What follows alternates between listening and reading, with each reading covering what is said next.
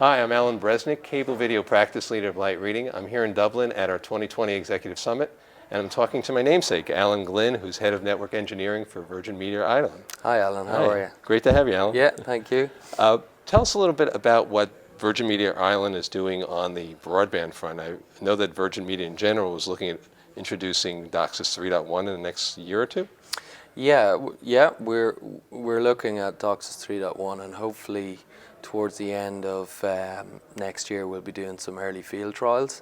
I think there's a lot. There's a long way to go yet. Some of our broadband, our CMTS vendors, for example, need to bring the 3.1 capability in their firmware.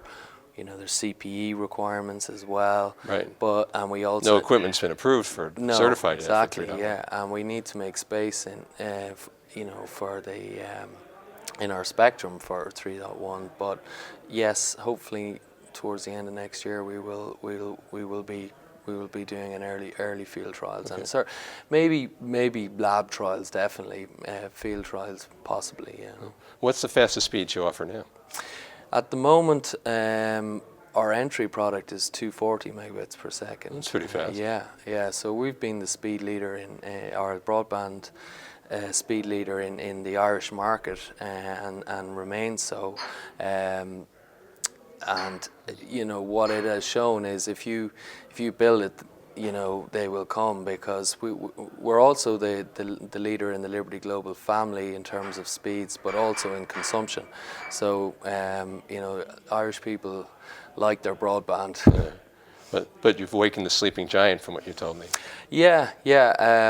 Exactly. I think before we entered the market, the broadband was 3 megabits per second, 8 if you were lucky. And certainly the incumbent and other providers are now looking at fiber to the home, and that's an area that we're going to enjoy competing with them on, but we will continue to be the leading broadband provider in Ireland for a long time yet. Okay. We were just talking at the conference here about how a lot of pay TV providers are under assault, or at least feel under assault, from OTT video providers. What are you seeing in Ireland, and how are you responding to that? Yeah, we're seeing that the Irish market has has the highest level of Netflix usage, or at least our traffic is. Our Netflix traffic is higher than any of the other Liberty Global affiliates. Irish people love their TV. Yeah, they do.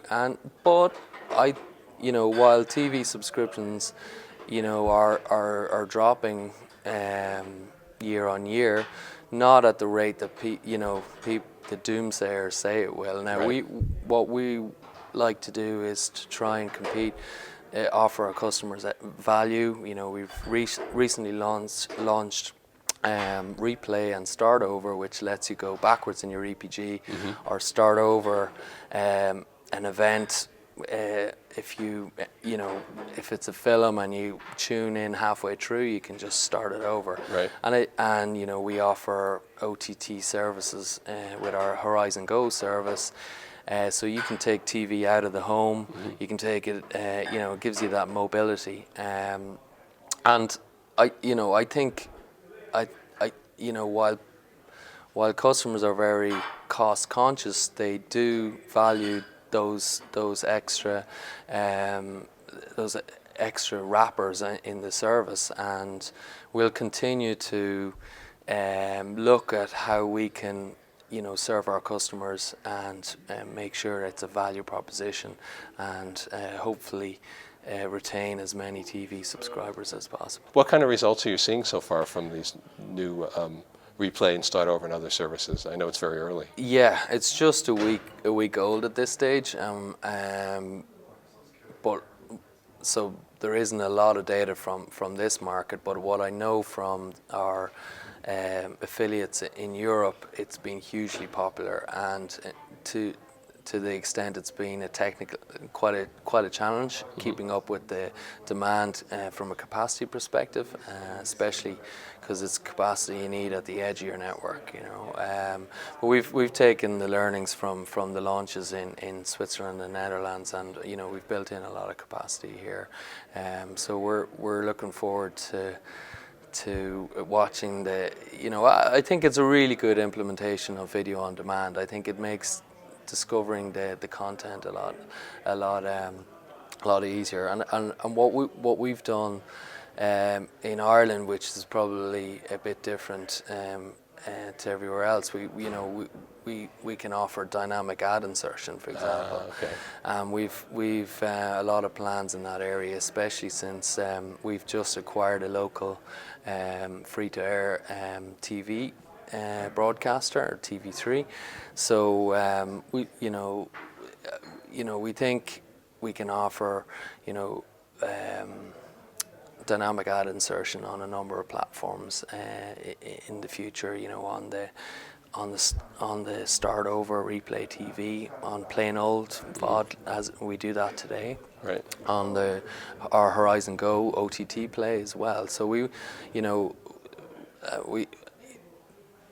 see dynamic ad insertion as being a big part of a revenue stream around monetizing. TV. Okay, we'll check in with you in a year or so and see how things are going. Nice talking to you, Alan. Thank you, Alan. Appreciate it.